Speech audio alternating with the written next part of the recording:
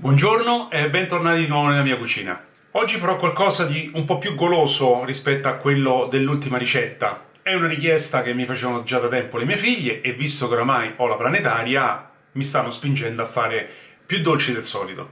Quindi oggi ho fatto una classicissima crostata alla Nutella. Oggi utilizzerò anche uno stampo diverso da quello solito, l'ho comprato da pochissimo, poi dopo vi lascerò il link in descrizione, perché è uno stampo forato. È un suggerimento da parte del maestro Eugenio Massari, che sto seguendo da un po' di tempo, anche per imparare delle cose nuove, e vi farò vedere dopo qual è e quali sono i vantaggi nell'utilizzarlo. Bene, ci vediamo dopo la ricetta. E per chi ancora non l'avesse fatto, vorrei ricordare a tutti di iscriversi al canale. Cliccate la campanella lì sotto così non perderete le mie prossime ricette. A dopo!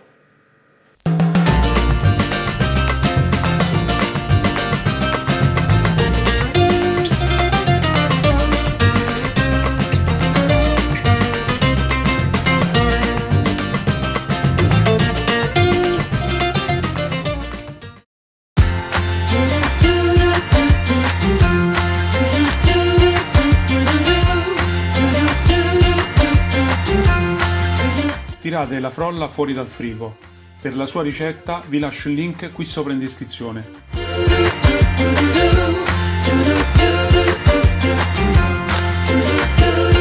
Infarinate il piano di lavoro e la superficie della frolla e cominciate a stenderla con il mattarello.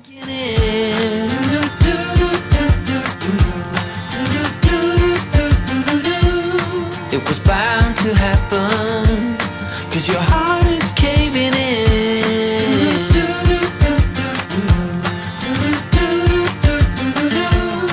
Controllate con le dita che abbia raggiunto lo spessore voluto. You can't run from. Mettete la frolla su una teglia foderata con carta da forno e coppatela con lo stampo.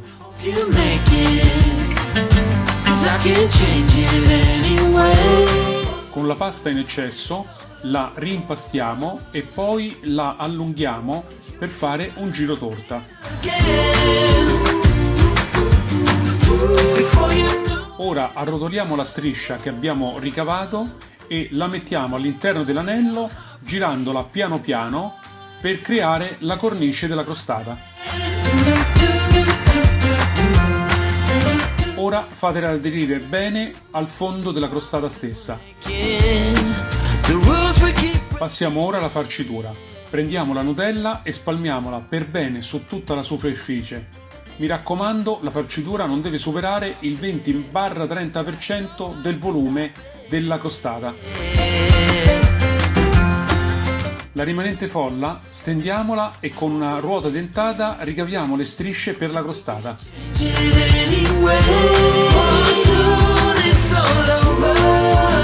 Mettiamo ora le strisce dando il caratteristico disegno della crostata.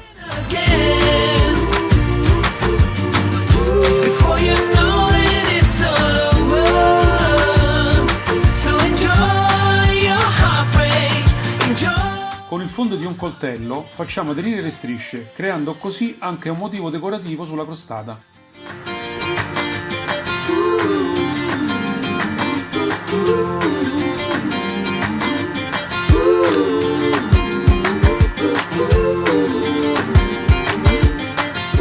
E ora godetevi la vostra crostata alla Nutella strepitosa. For soon it's all over. Allora, lo stampo l'avete visto chiaramente già dal video, ma io ve lo faccio vedere meglio. Allora, lo stampo è questo qui. Allora, come vedete è completamente forato e non ha fondo.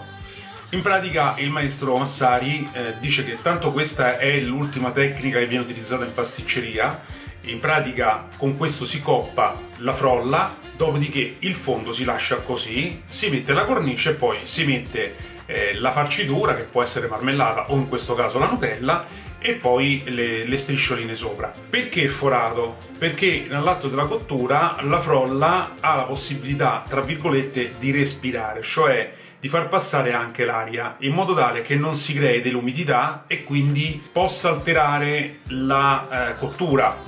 Questo vale soprattutto per i forni di casa. Io ho un forno che chiaramente ha i suoi anni e non sempre la temperatura che indica è quella esatta e precisa, e quindi questo potrebbe essere un aiuto. Infatti, come vedete, la cottura mi è venuta molto meglio rispetto a tante altre volte.